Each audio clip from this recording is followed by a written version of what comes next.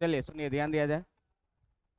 Last दिन तक जो हम लोग बात किए थे किस चीज का, बायो सवर्त के नियम का चर्चा किए थे, जिसका उपयोग हम लोग क्या करते थे, तो किसी भी धारावाही चालक के कारण चुंबकीय क्षेत्र निकालने के लिए चुंबकीय क्षेत्र के वेक्टर फॉर्म का बात किए थे, उसके स्केलर फॉर्म का बात किए थे और उसके डायरेक्शन का बात किए थे, जिसमें अभी तक ये जाने थे बायो सवर्त के नियम में, ठीक ना। बायो सवर्त के नियम में अभी तक हम लोग ये जाने थे क्या, कि यदि कोई धारावाही चालक है जिससे करंट बह रही है आई, तो पूरे करंट के लिए जो है सो चुंबकीय क्षेत्र निकाला नहीं जा सकता। क्या बोला कि एक छोटे से एलिमेंट डीएल के लिए जो है तो आप चुंबकीय क्षेत्र निकाल सकते हैं। और डीएल को हम लोग बोले थे वेक्टर, और इसका दिशा किधर रहेगा, धारा के दिशा में।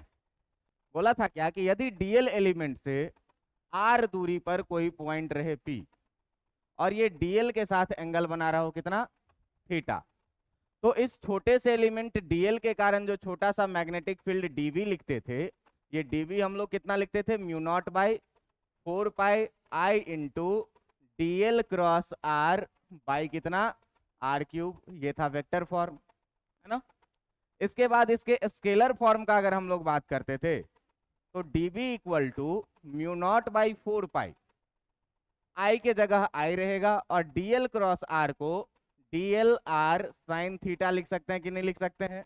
और नीचे में कितना, एक आर से यू क्यूब कट के स्क्वायर हो गया था, और फाइनली जो बचा था डीवी इक्वल टू, वो कितना बचा था, mu naught by 4 pi I DL sine theta by कितना, आर स्क्वायर। और ये था क्या, स्केलर फॉर्म।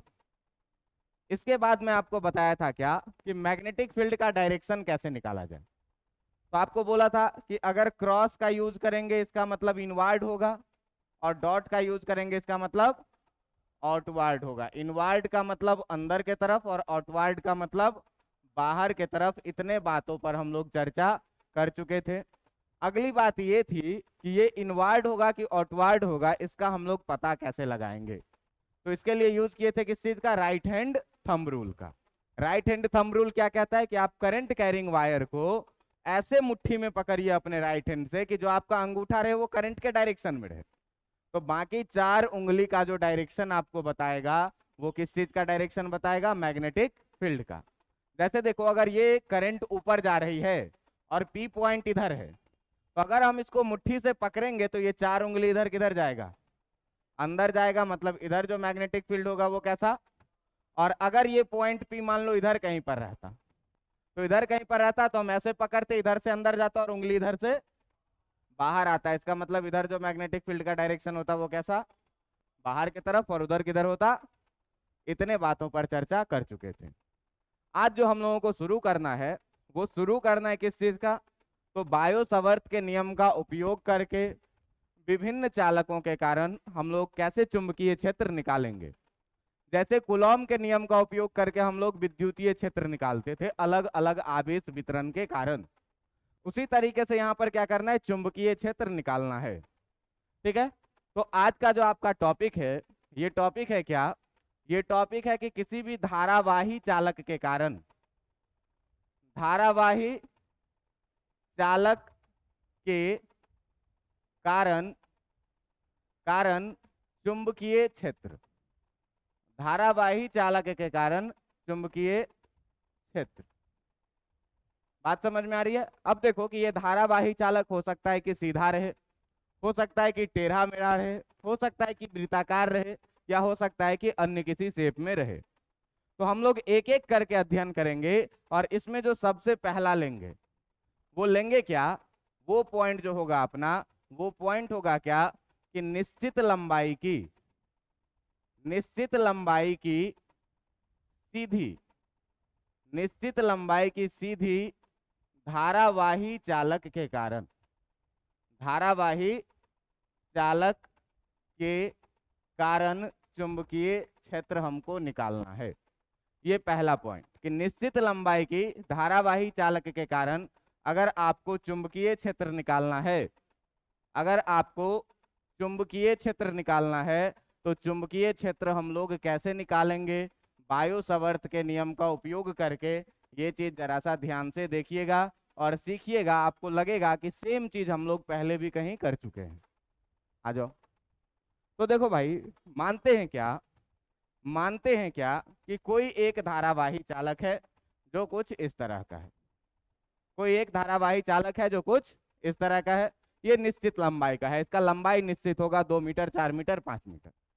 और ये मान लेते हैं कि इस धारावाही चालक से होकर के जो करंट बह रही है वो इस दिशा में करंट बह रही है, कितनी, आई। बात समझ में आ रहा है? एक धारावाही चालक है जिसकी लंबाई निश्चित है और इस निश्चित लंबाई के धारावाही चालक से होकर के जो विद्युत धारा बह रही है वो कितनी बह रही है, आई। आपसे कहेगा क्या कि इस चालक से आर दूरी पर या ए दूरी पर कोई पॉइंट है पी।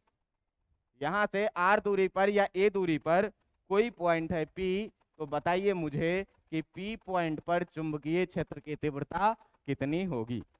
बात समझ में आ रहा है कि किसी निश्चित लंबाई का, देखना ये बीच में नहीं है, ये बीच में ले लेंगे तो एक स्पेशल केस हो जाएगा, इसीलिए हम लोग रैंडमली कहीं भी ले लिए, ठीक ना।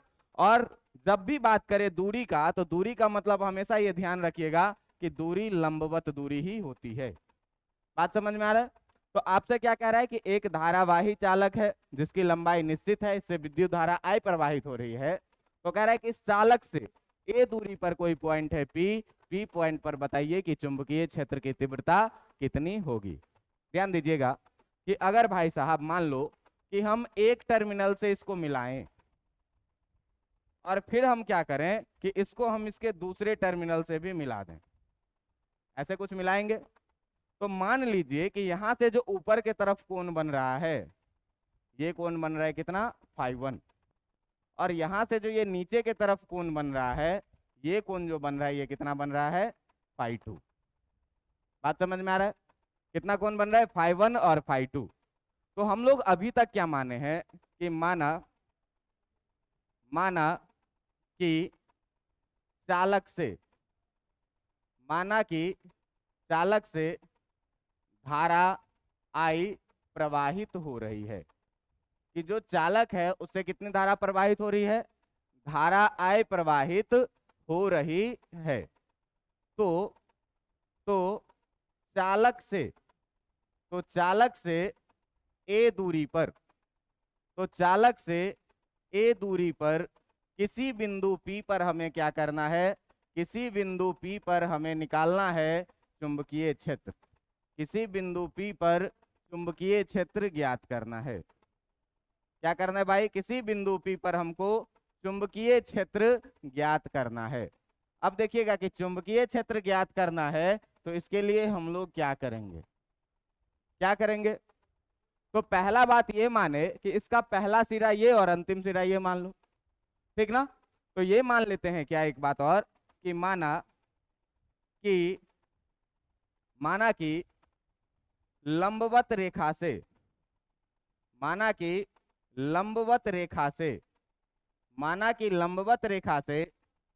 चालक की सिराएं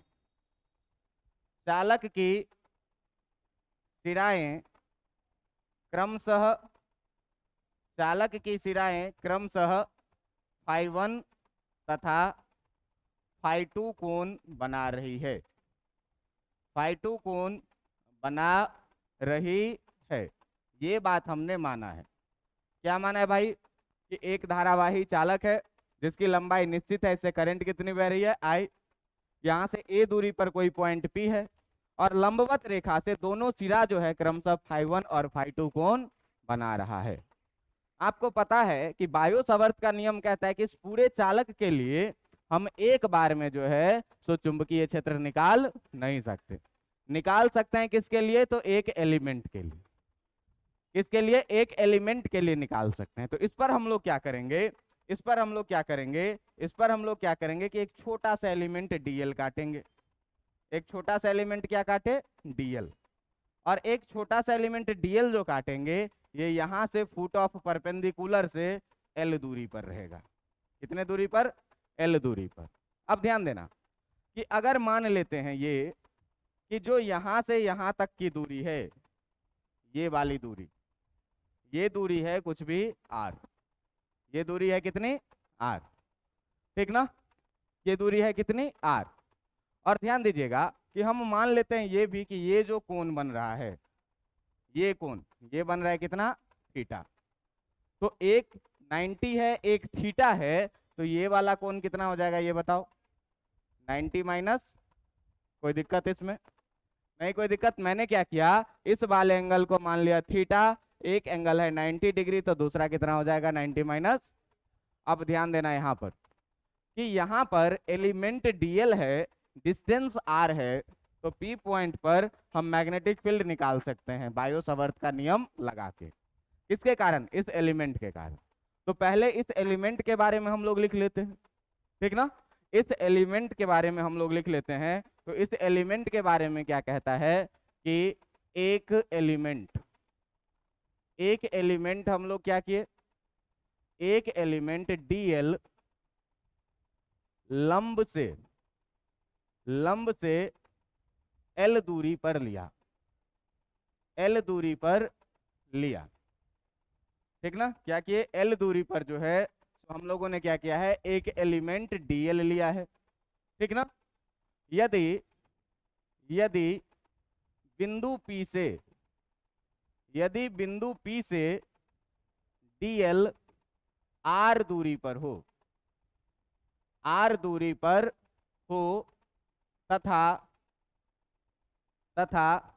वेक्टर डीएल तथा वेक्टर आर के, वेक्टर डीएल तथा वेक्टर आर के बीच का कोण, के बीच का कोण कितना हो भाई, बीच का कोण 90 माइनस थीटा हो। ध्यान दीजिएगा क्या कहे हैं आपको अभी तक कि लंब से एल दूरी पर एक छोटा सा एलिमेंट डीएल लिए, यदि इस डीएल का इस पी से दूरी आर है और डीएल और आर के बीच का कोण है कितना, 90 माइनस थीटा है। अब ध्यान दीजिएगा कि ये डीएल वेरिएबल है, छोटा छोटा एलिमेंट क्या ले रहे हैं, डीएल। लेकिन ध्यान दीजिए कि डीएल हमको पूरे पर इनफाइनाइट डीएल काटना है, और जैसे जैसे हम इनफाइनाइट डीएल काटेंगे तो आप ध्यान से देखेंगे कि देखिए कि ये दूरी जो है यहां से यहां तक का, ये दूरी है आर, ये दूरी है आर, और डीएल को आप जैसे जैसे नीचे खिसकाइएगा ये आर की लंबाई भी बढ़ती जाएगी, बढ़ती जाएगी कि नहीं बढ़ती जाएगी।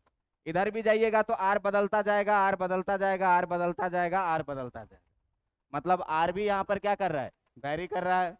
और तीसरा चीज ये ध्यान से देखिए कि ये वाला जो एंगल थीटा है, ये थीटा भी जैसे जैसे आप एलिमेंट को शिफ्ट करिएगा बढ़ता जाएगा। बात समझ में आ रहा है। तो तीन वेरिएबल है, एक डीएल, एक आर और एक क्या, थीटा। अब इस तीनों वेरिएबल को हमको कोई ना कोई एक जुगाड़ करना पड़ेगा, जिस जुगाड़ से हम एक वेरिएबल में क्या करें, बदल दें, एक वेरिएबल में क्या करें, बदल दें। यहाँ पर तीन तीन वेरिएबल है क्या, अभी देखें आप, आर बदल रहा है, आर बदलने के साथ साथ थीटा भी बदल रहा है, और डीएल तो ऑटोमेटिक हमने वेरिएबल लिया ही लिया है। अब ध्यान दो कि अगर थीटा का बात करें तो देखो, तो ये थीटा एंगल जो है सो कहां से कहां तक जा रहा है, तो इस मिडल लाइन से, इस परपेंडिकुलर लाइन से अगर आप ऊपर पॉजिटिव एंगल मेजर करिए तो नीचे कैसा करेंगे, नेगेटिव। मतलब ये एंगल यहाँ पर है 0 पे, थीटा 0, और यहां से हम जैसे जैसे नीचे जा रहे हैं तो कहां तक जा रहा है, -φ2 तक, और ऊपर जा रहे हैं तो कहां तक जा रहा है, +φ1 तक। मतलब थीटा का जो वेरिएशन है वो कहां से कहां तक है, -φ2 से लेकर के +φ1 तक। अब देखना कि अब हम इसमें क्या कर रहे हैं कि बायो सावर्त का नियम लगा रहे हैं, ठीक ना। अब क्या कर रहे हैं, इसमें बायो सावर्त का नियम लगा रहे हैं। तो बायो सावर्त के नियम को कैसे लगाएंगे देखना ध्यान से। तो छोटे एलिमेंट डीएल के कारण, छोटे एलिमेंट डीएल के कारण छोटा चुंबकीय क्षेत्र, छोटा चुंबकीय क्षेत्र का हम लोग बात कर रहे हैं, छोटा चुंबकीय क्षेत्र, और छोटे से चुंबकीय क्षेत्र को क्या बोलेंगे, डीबी बोलेंगे, ठीक है। अब देखिए कि बायो सावर्त के नियम से जब हम लोग लिखेंगे, बायो सावर्त के नियम से, तो बायो सावर्त के नियम से हम लोग ये बात जानते हैं भाई साहब कि जो डीबी लिखते हैं वो डीबी कितना लिखते हैं, μ0/4 पाई। करंट कितनी बह रही है, एलिमेंट है कितना, साइन थीटा। ध्यान देना कि जो थीटा होता था वो डीएल और आर के बीच का एंगल होता था। मैंने यहां थीटा माना है, लेकिन डीएल और आर के बीच का एंगल कितना है? 90 माइनस थीटा। तो बायो सवर्त के नियम में जो हम लोग यहाँ पर थीटा का वैल्यू रखेंगे वो कितना रखेंगे? 90 माइनस, और नीचे कितना होता था? इतना बात समझ में आ रहा है कि नहीं आ रहा है? आ रहा है। अब देखिए कि यहाँ से dB इक्वल टू जब लिखेंगे, वो dB कितना लिखेंगे भाई? Mu naught by 4 pi I D L, और साइन 90 माइनस थीटा तुमको पता होगा कॉस थीटा होता है, और नीचे कितना? इसी को तुम क्या करो कि ये छोटा सा एलिमेंट के कारण छोटा सा मैग्नेटिक फील्ड मिला। अगर हमको पूरा मैग्नेटिक फील्ड चाहिए, अगर हमको पूरा मैग्नेटिक फील्ड चाहिए तो इसको क्या करेंगे? दोनों तरफ इंटीग्रेट करेंगे। दोनों तरफ क्या करेंगे? इंटीग्रेट करेंगे। तो अगर बात करें हम लोग किस चीज के लिए भाई? संपूर्ण चुंबकीय क्षेत्र के लिए। अगर बात करें किस चीज के लिए? संपूर्ण चुंबकीय क्षेत्र के लिए। क्षेत्र के लिए क्या करेंगे? तो क्षेत्र के लिए हम लोग क्या करेंगे? दोनों तरफ क्या करेंगे? दोनों तरफ थीटा के सापेक्ष, दोनों के तरफ थीटा के सापेक्ष समाकलन करने पर क्या करेंगे? दोनों तरफ थीटा के सापेक्ष क्या करेंगे? समाकलन करेंगे। तो जब समाकलन करेंगे, तो समाकलन करेंगे तो इधर क्या हो जाएगा? Integration of dB. इधर क्या हो जाएगा? इंटीग्रेशन ऑफ, और इधर जो था वो क्या था? Integration mu not by 4 pi I D L cos theta by कितना? R square. और थीटा के सापेक्ष किए हैं, तो थीटा के सापेक्ष किए हैं तो ध्यान देना कि इस डायग्राम में थीटा -φ2 से कहां तक गया है? +φ1 तक। तो भाई साहब लिमिट कहां से कहां तक लगाएंगे? -φ2 से लेकर के +φ1 तक। बात समझ में आ रहा है कि नहीं आ रहा है? अब ध्यान दो, dv का इंटीग्रेशन कितना हो जाएगा? इक्वल टू इंटीग्रेशन -φ2 से लेकर के +φ1 तक कितना? Mu not by 4 pi I D L cos theta by कितना? R square. इसको मान लीजिए इक्वेशन 1। अब ध्यान दीजिएगा कि इसको इंटीग्रेट करना है, थीटा भी वेरी कर रहा है, आर भी वेरी कर रहा है, और डीएल भी वेरी कर रहा है। तो तीन वेरिएबल है यहाँ पर। हमको कोई ना कोई ऐसा जुगाड़ लगाना है कि ये तीनों वेरिएबल किस में कन्वर्ट हो जाए? एक में कन्वर्ट हो जाए। तो मेरे ख्याल से थीटा के रिस्पेक्ट में इधर इंटीग्रेट किए हैं, तो सबको थीटा में कन्वर्ट करना ज्यादा आसान रहेगा। तो सबको थीटा में कैसे कन्वर्ट किया जाए, ये इस डायग्राम से देखिए। इस राइट एंगल ट्रायंगल में आप देखिए कि अगर हमको tan थीटा लिखना हो, तो tan थीटा लिखना हो तो परपेंडिकुलर बाय बेस लिखेंगे कि नहीं लिखेंगे? परपेंडिकुलर कितना? L, और बेस कितना? A। तो अगर बात करें हम इसमें tan थीटा लिखने के लिए, तो आप देखिएगा कि अगर हम लोग इसमें tan थीटा बराबर लिखेंगे तो परपेंडिकुलर बाय बेस यानी कि कितना? L बाय, कोई दिक्कत इसमें? नहीं कोई दिक्कत। यहां से देखो कि अगर L इक्वल टू लिखना है तो कितना लिखेंगे? A tan theta. और इसी को क्या करो? डिफरेंशिएट कर दो। इसी को क्या करो? डिफरेंशिएट कर दो दोनों तरफ, दोनों तरफ डिफरेंशिएट कर दो with respect to theta, theta के रिस्पेक्ट में। ध्यान देना, तो L को जब थीटा के रिस्पेक्ट में डिफरेंशिएट करेंगे कितना हो जाएगा? dl by D theta. A constant है, बाहर ही रह जाएगा, और tan थीटा का डिफरेंशिएशन कितना होता?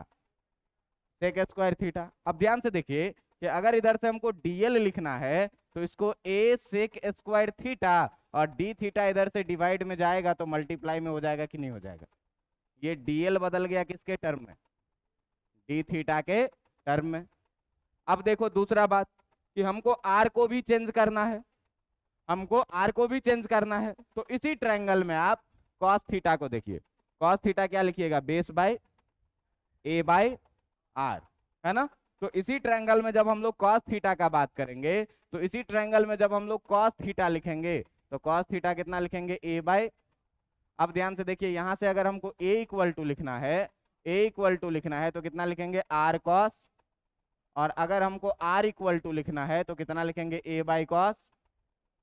बात समझ में आ रहा है कि नहीं? यहां से देखिए a इक्वल टू कितना हुआ? r इधर आया तो r cos थीटा, और फिर हम क्या किए? r को इधर भेज दिए, ठीक ना? cos थीटा को इधर भेज दिए तो a बाय cos थीटा। अब देखो कि 1 बाय cos थीटा कितना होता है? तो इसी को हम लोग a sec थीटा लिख सकते हैं कि नहीं लिख सकते हैं? ये r का वैल्यू हुआ। अपने को जरूरत है किस चीज का? आर स्क्वायर का। तो r square equal to a square sec square theta लिखेंगे कि नहीं लिखेंगे? लिखेंगे। अब यहां से देखिए कि अब हम लोग क्या करने वाले हैं कि समीकरण एक में जो है तो डीएल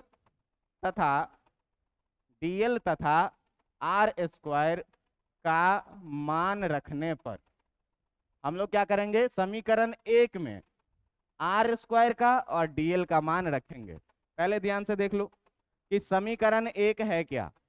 तो समीकरण एक है तुम्हारा कितना? b इक्वल टू इंटीग्रेशन -φ2 से +φ1 तक mu not by 4 pi dl cos theta by कितना?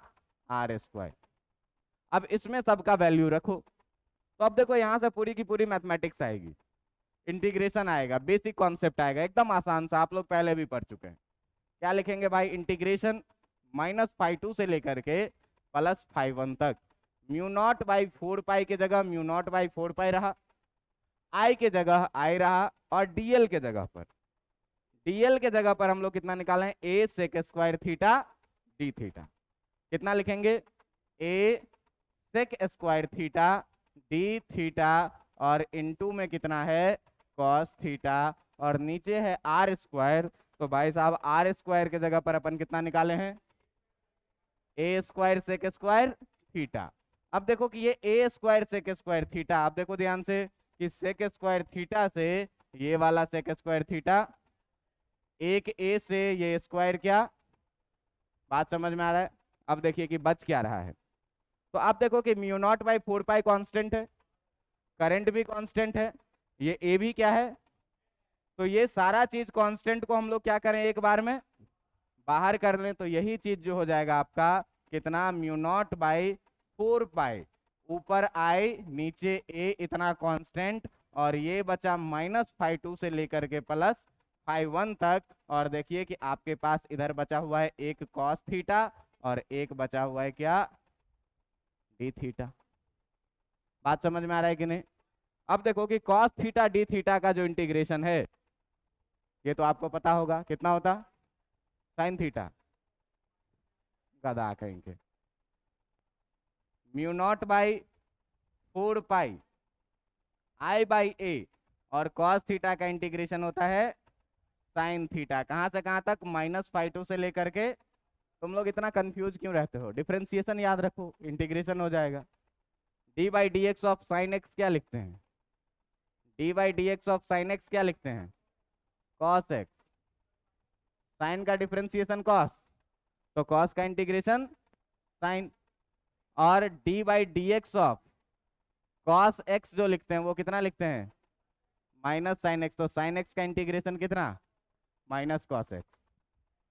माइनस इधर आ जाएगा तो माइनस कॉस एक्स ना, इसमें साइन का कॉस तो कॉस का साइन, तो कॉस का इंटीग्रेशन कितना आएगा? साइन। ध्यान रखना हमेशा, ठीक ना? अब देख लो कि अब क्या करना है भाई, तो इसमें लिमिट पुट करना है। तो जब आप इसमें लिमिट पुट करिएगा, अब देखिए कि जब आप इसमें लिमिट पुट करिएगा तो लिमिट पुट करके क्या मिलेगा? देखिए ध्यान से, म्यू नॉट बाई 4 पाई ऐसे ही रह जाएगा, B equal to mu nought upon 4 pi I by A रह गया ऐसे। साइन थीटा के जगह अपर लिमिट डालिएगा +φ1, साइन थीटा के जगह अपर लिमिट डालिएगा +φ1, और लोअर लिमिट डाल के माइनस करना है, तो माइनस साइन, और लोअर लिमिट कितना है? -φ2। तुमको पता होगा कि जो बेटा साइन माइनस थीटा होता है वो इक्वल टू होता है कितना? Minus sine theta. अगर मैथ्स थोड़ा ठीक ठाक से पढ़ रहे हो तो ये सब आता होगा, ठीक ना? जैसे तुमको इंटीग्रेशन आता है, कॉस का इंटीग्रेशन माइनस साइन, ढंग से पढ़ो ये सब चीज। देखो अब ये माइनस अगर यहाँ से बाहर आएगा तो इसको क्या करेगा? प्लस कर लेगा। तो b इक्वल टू कितना बचेगा? Mu not by 4 pi I by A, sine φ1 के जगह साइन φ1 रह जाएगा, और ये माइनस बाहर आके इसको करेगा प्लस, और जब प्लस हो जाएगा तो ये कितना हो जाएगा? साइन φ2। आप बताइए कि हमको φ1 और φ2 पता था, है ना? हमको ए पता था, हमको आई पता था, हमको म्यू नॉट बाई 4 पाई पता है, तो मैग्नेटिक फील्ड निकल जाएगा कि नहीं निकल जाएगा। सेम चीज एक बार इलेक्ट्रिक फील्ड में भी पढ़े थे कि नहीं पढ़े थे? पढ़े थे ना? जो भी पढ़े थे कि नहीं पढ़े थे? पढ़े थे ना? यही फॉर्मूला पढ़े थे ना फाइनाइट वायर के कारण। अब देखिए ध्यान से, अब ध्यान से देखिए इसमें, इसमें दो चीजों को ध्यान रखिएगा हमेशा। दो चीजों को हमेशा क्या ध्यान रखना है? तो दो चीजों को जो ध्यान रखना है हमेशा, ए जो है, ये ए है क्या? लंबवत दूरी। ए है क्या? लंबवत दूरी। और दूसरा बात ये है कि जो φ1 तथा φ2 विपरीत दिशा में मापा जाएगा। किस दिशा में? विपरीत दिशा में मापा जाएगा। विपरीत दिशा में मापा जाएगा। ध्यान रखना है ये दो चीज हमेशा, कि ए क्या होना चाहिए? लंबवत दूरी होना चाहिए, और φ1 और φ2 हमेशा कैसा मापना है? विपरीत दिशा में। देखो यहाँ पे कि जो तुम्हारा ए है वो यहाँ से क्या है? लंबवत दूरी। φ1 अगर ऊपर मापे हैं तो φ2 किधर? ये दोनों को हमेशा अपोजिट डायरेक्शन में मेजर करना है, सेम डायरेक्शन में मेजर नहीं करना है। ये थी तब जब इसकी लंबाई थी क्या? निश्चित। इसकी लंबाई थी क्या? निश्चित। लेकिन जरा सा ध्यान देना, अगर इसी लंबाई को अब हम अनंत लंबाई कर दें, अब अगर क्या करें, इसी लंबाई को क्या करें? अनंत लंबाई कर दें, तो आप देखिएगा कि अगर इसी लंबाई को हम अनंत लंबाई कर देंगे तो क्या होगा? एक तो ये फॉर्मूला आपको याद रहेगा। अब इसी फॉर्मूला का यूज करके हम लोग अनंत लंबाई के चालक के कारण भी निकाल लेंगे। आपको ये बात पता होगा कि समानांतर रेखाएं एक दूसरे से मिलती है। कहाँ पे? अनंत पे जा करके। मैथ्स में नहीं मिलती होगी, क्यों? कि मैथ्स वाला जा करके देखता है कि मिल रहा है कि नहीं, और फिजिक्स वाला यहीं से देखता है कि मिल रहा है कि नहीं। ठीक ना? तो मैथ्स वाला जाके देखेगा तो उसको कभी नहीं मिलेगा, और फिजिक्स वाला यहीं से खड़े खड़े देखेगा तो उसको मिल जाएगा। कहाँ पे मिलेगा? बहुत दूर जाने के बाद इनफाइनाइट पे। आप सोचिए कि अगर पैरेलल लाइन इनफाइनाइट पे मिल रहा है तो इसका रिवर्स सोचिए कि जो लाइन इनफाइनाइट पे मिल रहा है वो पैरेलल होगा। बात समझ रहे? सुनिए, समानांतर रेखाएं अनंत पर मिलती है, एक स्टेटमेंट। तो इसका उल्टा स्टेटमेंट क्या होगा कि जो रेखाएं अनंत पर मिल रही है वो कैसी होगी? समानांतर होगी। तो इसी कॉन्सेप्ट का उपयोग करके अब जो है सो हम लोग अगला काम करने वाले हैं क्या? कि अनंत लंबाई के चालक के कारण, क्या अनंत लंबाई के धारावाही धारावाही सीधी चालक के कारण, सीधी चालक के कारण चुंबकीय क्षेत्र अगर ज्ञात करें तो ध्यान दीजिएगा, ध्यान दीजिएगा इधर, कि इस बार जो अपना चालक है वो कैसा है भाई? अनंत लंबाई का है। अनंत लंबाई का मतलब ये हो गया, और फिर यहाँ से जो है तो इधर भी इनफाइनाइट तक, और यहाँ से जो है सो इधर भी किधर? इनफाइनाइट तक। दोनों तरफ ये लाइन जो है वो इनफाइनाइट तक है। इधर बोल दो प्लस इन्फिनेटिव, तो इधर कितना? Minus infinitive. अब मान लीजिए कि आपको बोले कि इस चालक से ए दूरी पर कोई पॉइंट है, इस चालक से ए दूरी पर कोई पॉइंट है पी, और इसी पी पॉइंट पर जो है, इसी पी पॉइंट पर आपको क्या करना है? चुंबकीय क्षेत्र निकालना है। ये ए लंबवत दूरी है, ये ध्यान रखें। बात समझ में आ रही है? तो ये अनंत तक गई है ये वायर। इसका मतलब ये देखो कि अगर यहां से हम इसको मिलाएंगे तो ये भी कहां पर मिलेगा? अनंत पे जाके मिलेगा। अगर हम इसको यहां से मिलाएंगे तो ये भी कहां पे आके मिलेगा? अनंत पे। बात समझ में आ रहा है? तो मैं बोला हूं क्या कि अगर अनंत पे मिल रही है, ये कहां पे मिल रही है? अनंत पर। अनंत पर मिल रही है। अब ध्यान दीजिएगा कि अगर अनंत पे मिल रही है इसका मतलब ये रेखा और ये रेखा कैसी रेखा होगी? समानांतर रेखा होगी। और समानांतर रेखा होगी तो ये 90 डिग्री है, तो ये वाला भी कितना होगा? यानी कि φ1 बराबर कितना? बात समझ में आ रहा है? ये भी कहां पर मिल रही है? ये भी कहां पर मिल रही है? अनंत पर मिल रही है। तो अगर अनंत पर मिल रही है इसका मतलब क्या होगा भाई? समानांतर होगा। और समानांतर होगा इसका मतलब अगर ये 90 है तो ये भी कितना होगा? यानी कि φ2 बराबर भी कितना? 90 डिग्री। अब देखिए ध्यान से कि हम लोग पढ़े हैं magnetic field B equal to mu not by 4 pi I by A sine phi one और प्लस साइन कितना फाई टू, अभी पढ़े हैं, है ना।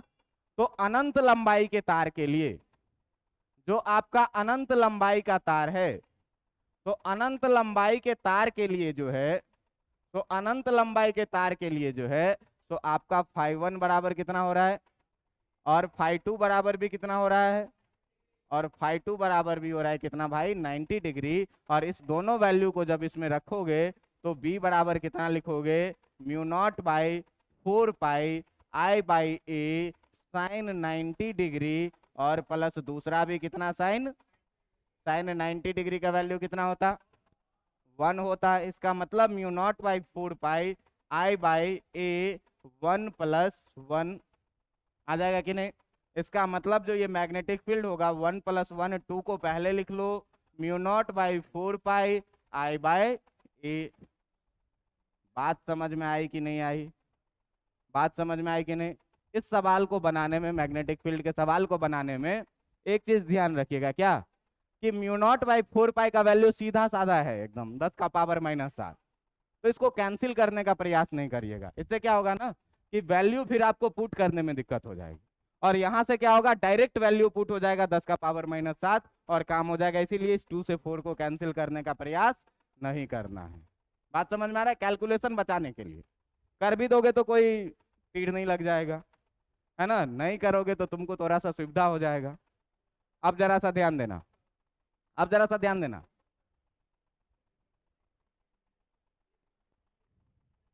हाँ नहीं, यहाँ डायरेक्शन हम पहले ही डिसाइड कर लिए, यहाँ से डायरेक्शन इनवर्ड होगा, अगर ये होगा तो आउटवर्ड होगा, एक ही बात है। लेकिन वहां पर इलेक्ट्रिक फील्ड दोनों डायरेक्शन में होता होगा, एक्स डायरेक्शन में भी और वाई डायरेक्शन में भी। तो अगर बीच से लेते थे तो ई एक्स ई वाई कैंसिल हो जाता था। Electric field right hand thumb rule से नहीं ना निकालते थे। यहाँ पर डायरेक्शन हमको पता है कि यहाँ पर डायरेक्शन कैसा चल रहा है, इनवर्ड। अगर इधर बात करेंगे तो outward, unidirectional magnetic field है, जबकि उधर दोनों डायरेक्शन में बनता था, कुछ इलेक्ट्रिक फील्ड एक्स में कुछ वाई में। बात समझ में आ रहा है। यहाँ पर एक ही डायरेक्शन कुछ भी हो जाए तो क्या, राइट हैंड थंब रूल से या तो सब अंदर के तरफ, देखो जितना भी एलिमेंट इस पे काटे सबके कारण मैग्नेटिक फील्ड किधर, अंदर अंदर अंदर, सारे को इंटीग्रेट कर दिया, जुड़ गया, काम खत्म। तो इधर ई एक्स ई वाई का दिमाग ही नहीं लगाना है। समझ में आ रही बात। अब देखिए कि अगर इसी में कह दे कि ये सेमी इनफाइनाइट वायर हो, मतलब एक तरफ यहाँ और एक तरफ अनंत तक जाए, तो ये घट के कितना हो जाएगा 0 डिग्री, और ये 90 ही रहेगा, काम हो जाएगा। अच्छा जरा सा ध्यान देना, सबसे इंपॉर्टेंट बात होती है ये कि सेमी इनफाइनाइट वाला केस में डील नहीं कर रहा हूं। आप ध्यान दीजिएगा क्या चीज, कि आपको ध्यान देना है ये कि मान लीजिए कि जो वायर है, जो वायर है आपका, ये वायर रहे ऐसा, ये वायर रहे ऐसा, और पॉइंट पी जो है वो पॉइंट पी कह दे कि कहीं है इधर, जो वायर के लेंथ के अलोंग है, ठीक ना। अब बताइए कि इस पॉइंट पी पर मैग्नेटिक फील्ड कितना होगा। तो जरा सा ध्यान देना, जरा सा ध्यान देना ये कि अगर पॉइंट पी कहीं पर इधर होता था, अगर पॉइंट पी कहीं पर इधर होता था, तो पॉइंट पी कहीं पर इधर होता था भाई, तो हम लोग जो है सो इस वाले लाइन को जो एंगल बनाता था, ये वाला लाइन, ये वाला लाइन जो एंगल बनाता था, इस वाले को हम लोग क्या बोलते थे फाई वन, और ये वाला जो बनाता था इस वाले को क्या बोलते थे, इस वाले को बोलते थे फाई टू। जरा सा ध्यान दीजिएगा मेरे साथ, ये वाला एंगल होता था कितना फाई वन। अब देखना कि यहां से हम लोग क्या कर रहे हैं कि इस वाले को बोल रहे हैं फाई वन, इस वाले एंगल को। अब इस पॉइंट को खिसकाते खिसकाते हम यहां पर लेके चले गए, इस पॉइंट को खिसकाते खिसकाते हम कहां पर लेके चले गए, यहां पर। तो तुम देखना कि ये वाला पॉइंट था तो फाई वन था। अब ध्यान दो कि ये पॉइंट खिसकते खिसकते खिसकते खिसकते चल गया इस पॉइंट पर। अब जो है सो ये फाई वन कितना हो गया 0 डिग्री। बात समझ में आ रहा है, क्यों कि 0 से ये फाई वन पे था, फाई वन पे था, इधर 0 पे है ना।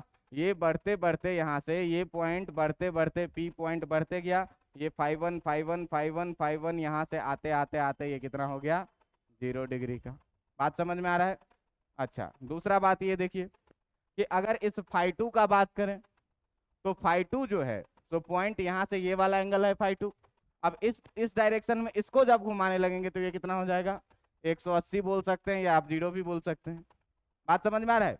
तो यदि पॉइंट P जो है वो चालक के अनुरूप ही हो, यदि पॉइंट P क्या रहे, चालक के अनुरूप रहे, ध्यान दीजिएगा कि यदि यदि बिंदु P, यदि बिंदु P चालक के अनुरूप हो, चालक के अनुरूप हो, तो चालक के अनुरूप हो भाई साहब, तो हम लोग देखें क्या कि φ1 बराबर कितना डिग्री और φ2 बराबर कितना डिग्री, 180 डिग्री। बात समझ में आ रहा है? अब देखो कि अगर मैग्नेटिक फील्ड निकालेंगे B इक्वल टू, तो B इक्वल टू कितना पर है, mu not by 4 pi I by A sine φ1 plus sine कितना φ2। अब ध्यान से देखना कि अगर इसमें रखेंगे mu not by 4 pi I by A sine φ1 का वैल्यू कितना, साइन 0 डिग्री, और प्लस साइन φ2 का वैल्यू कितना, साइन।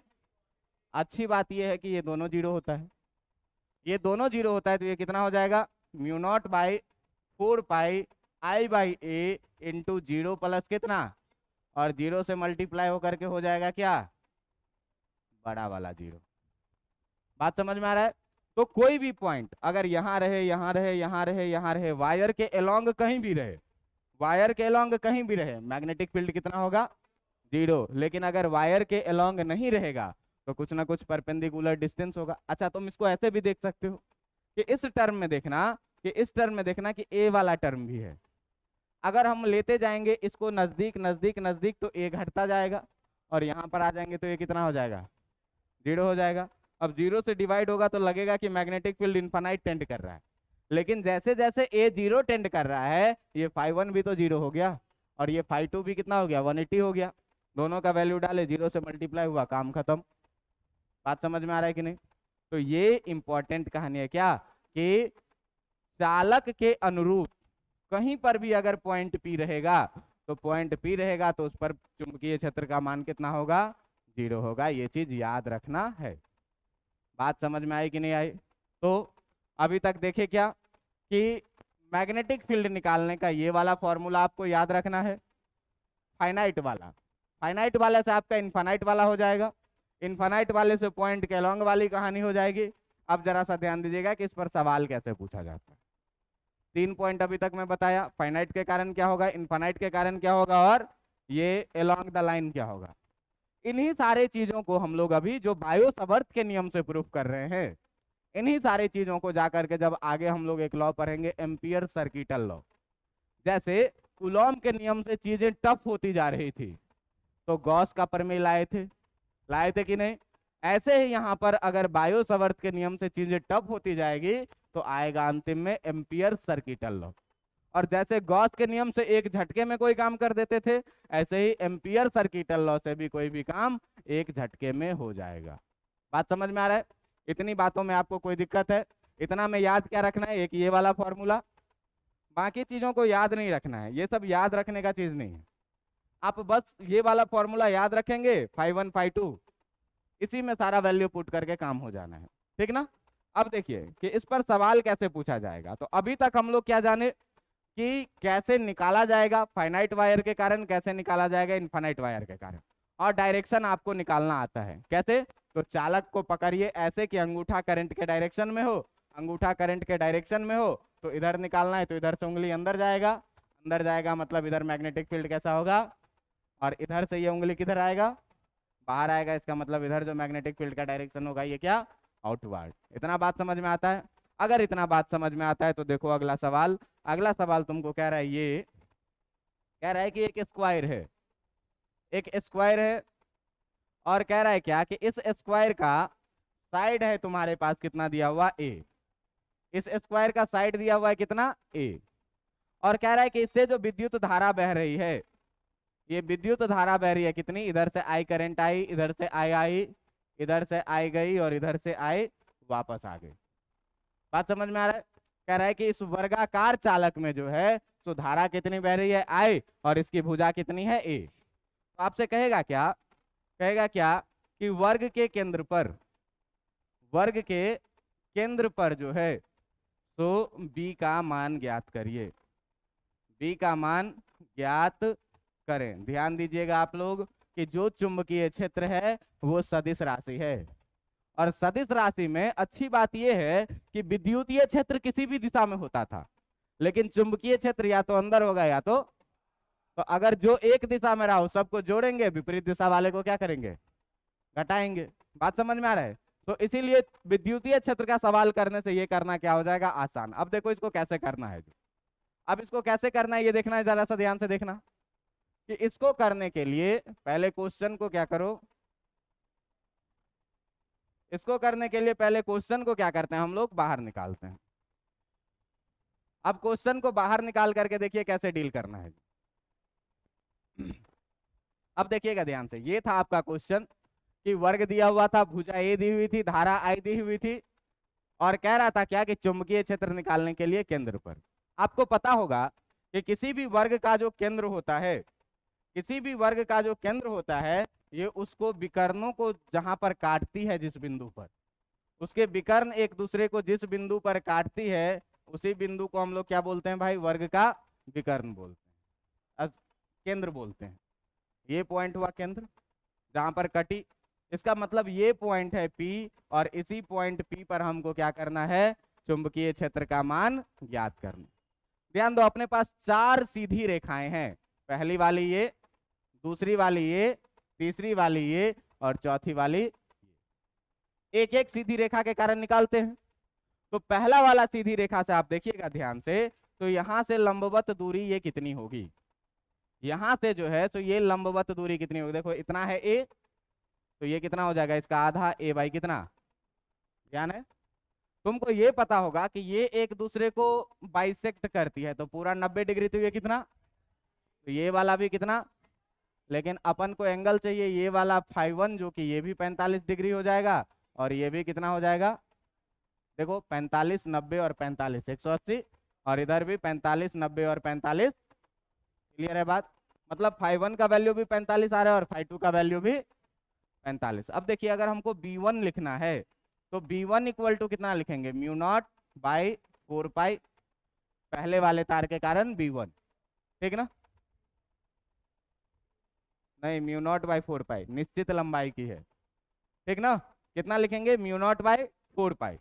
करंट कितनी बह रही है, I, और डिस्टेंस है कितनी, A बाई 2, ठीक है, डिस्टेंस है परपेंडिकुलर कितनी, A बाई कितना लिखेंगे, साइन φ1, यानी कि साइन कितना डिग्री, और प्लस दूसरा साइन φ2, ये भी कितना डिग्री, 45 डिग्री। ध्यान देना कि ये म्यू नॉट बाई 4 पाई के जगह म्यू नॉट बाई 4 पाई, 2 ऊपर जाएगा तो इसको 2I बाई ए लिख लो, और साइन 45 का वैल्यू कितना होता है, 1 बाई रूट 2, और ये भी कितना, 1 by root 2, 1 by root 2, 1 by root add होकर के हो जाएगा 1 बाई 2 बाई रूट 2, ठीक ना, 1 बाई रूट 2 और 1 बाई रूट 2 ऐड होकर के कितना हो जाएगा, 2 by root 2, mu not by 4 pi 2I by कितना।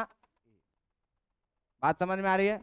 इसमें मान लीजिए कि वैल्यू वैल्यू नहीं दिया हुआ है, तो काटम पिट्टी करने का मन है तो आप कर सकते हैं, 2 और 2 से 4 को कैंसिल कर दीजिए, है ना। तो 2 और 2 से जब 4 को कैंसिल कर दीजिएगा तो आपको मिलेगा कितना, ऊपर में बचा म्यू नॉट आई, ठीक ना, म्यू नॉट आई, और नीचे बचा कितना, रूट 2 पाई और कितना। क्लियर है इतना बात, B1 निकल के आ गया इतना। अच्छा जरा सा डायरेक्शन देखो, करंट जा रहा है ऊपर, अंगूठा ऊपर, मेरा उंगली इधर नीचे जाएगा कि बाहर आएगा, अंदर जाएगा, मतलब इसका डायरेक्शन है किधर, इनवर्ड। तो ये भी लिख लो कि इसका डायरेक्शन किधर चल रहा है, इनवर्ड। ये हुआ क्या, B1। अब ध्यान देना B2 का वैल्यू निकालना है, ध्यान देना एकदम, B2 का वैल्यू निकालना है। फिर से क्या करिए, यहाँ से लंब डालिए, तो जब यहाँ से लंब डालिएगा तो ये भी डिस्टेंस कितना हो जाएगा, ये भी कोण कितना हो जाएगा, और ये भी कोण कितना हो जाएगा, सारी डाटा सेम, सारा डाटा कितना, मतलब मान तो इतना ही आएगा। B2 का मान भी कितना आएगा, B2 बराबर भी इतना आ जाएगा, कितना, mu naught I by root 2 pi a. लेकिन जरा सा डायरेक्शन देख लेते हैं, जरा सा डायरेक्शन देख लेते हैं। तो देखिए मेरा अंगूठा करंट के डायरेक्शन में है, मुट्ठी बंद करेंगे तो उंगली इधर अंदर जाएगा कि बाहर आएगा, अंदर जाएगा, मतलब ये भी डायरेक्शन कैसा है, इनवर्ड है। बात समझ में आ रहा है? अगर B3 लिखेंगे, B3 भी कितना आएगा, सेम आएगा। B3 भी सेम आएगा, ये समझ रहे हो कि नहीं? ये भी 45 डिग्री 45 डिग्री में हो जाएगा। B3 भी सेम आएगा, कितना भाई, mu naught I by √2 pi ए। जरा सा इसके डायरेक्शन को देख लो, देख लो, इधर खड़ा हो, अंगूठा के डायरेक्शन में रखे करंट, किधर जा रहा है, अंदर जा रहा है, अंदर जा रहा है, मतलब इसका भी मैग्नेटिक फील्ड कैसा। और B4 को देख लो जरा सा, B4 कितना, mu naught I by √2 pi ए, और इसका डायरेक्शन देख लो, करंट जा रही है किधर, किस डायरेक्शन में, तो देखो यहाँ से करंट जा रही है इधर, अंदर जाएगा कि बाहर आएगा, अंदर, मेरा हाथ इतना ऊपर नहीं जाएगा, देख लो इस बीच में है ना, इधर नीचे पॉइंट है ना, वायर के नीचे पॉइंट है, तो ये रहा वायर, और यहाँ से नीचे मैग्नेटिक फील्ड किधर जाएगा, अंदर जाएगा, मतलब ये भी क्या, अब सारा एक ही डायरेक्शन में है, सारा क्या है, एक ही डायरेक्शन में है, तो सारा एक ही डायरेक्शन में है दोस्त, तो जो बी नेट लिखना होगा वो क्या लिखेंगे, B1 plus B2 plus B3 plus B4। तो B4 का मतलब कितना हो गया, सीधे सीधे 4 गुने mu naught I by √2 pi ए, और डायरेक्शन किधर रहेगा, इनवर्ड रहेगा। बात समझ में आया कि नहीं, बात समझ में आया। एक सवाल होमवर्क के लिए छोड़ूं आप लोगों के लिए, ऐसा ही सवाल, तो ऐसा ही सवाल मैं घर के लिए छोड़ता हूँ, एक बना करके लाइएगा। सवाल है क्या, ध्यान दीजिएगा, सवाल है क्या, सवाल है कि एक समबाहु त्रिभुज है, सवाल है क्या कि एक समबाहु त्रिभुज है, इस समबाहु त्रिभुज से धारा प्रवाहित हो रही है कितनी, I, इस समबाहु त्रिभुज से धारा प्रवाहित हो रही है कितनी, और इसका भुजा का लंबाई दिया हुआ है क्या, A। तो त्रिभुज के केंद्र पर, त्रिभुज के केंद्र पर, त्रिभुज के केंद्र पर क्या करना है आपको, त्रिभुज के केंद्र पर आपको B का मान ज्ञात करना है, B का मान ज्ञात करना है, ज्ञात करना है। इस मान को आप लोग ज्ञात करके घर से आइएगा। इस प्रकार से आज धारावाही सीधी चालक में, ध्यान दीजिएगा, धारावाही सीधी चालक में अगर लंबाई निश्चित हो तो, अगर अनंत लंबाई का हो तो, अगर एक ही तरफ अनंत लंबाई हो तो, और अगर बिंदु जो है सो लाइन के एलोंग हो तो, इस सारे केसेस में जो है सो हम लोगों ने क्या किया, चुंबकीय क्षेत्र निकालना सीखा। अगले दिन हम लोग अगर वृत्तीय चालक रहे, धारावाही चालक के बाद वृत्तीय पढ़े थे, फिर सेमी सर्कुलर, आर्क, लूप, ये सब पढ़े थे छोटा छोटा, इन सारी चीजों के कारण हम लोग पढ़ेंगे। तो अगले दिन आप लोग वृत्ताकार आवेशित तार के कारण विद्युतीय क्षेत्र पढ़ के आइएगा। समझ में आ रहा है बात? तो अगले दिन जब वृत्त पढ़ के आइएगा तो उसके कारण चुंबकीय क्षेत्र दिखाएंगे, ठीक ना। चलिए, काफी आज के लिए।